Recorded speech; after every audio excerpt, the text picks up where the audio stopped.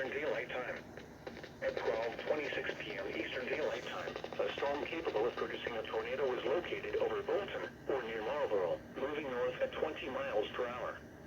The storm has a history of producing small and brief tornadoes. Hazards include tornado.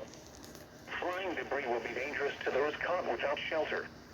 Mobile homes will be damaged or destroyed.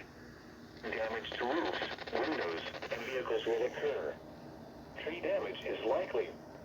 Locations impacted include Leominster, Westford, Hudson, Clinton, Pepperell, Tynesboro, Groton, Lunenburg, Townsend, Littleton, Lancaster, Ayr, Shirley, Stowe, Harvard, Foxborough, Bolton, Dunstable, Ashby, and Berlin.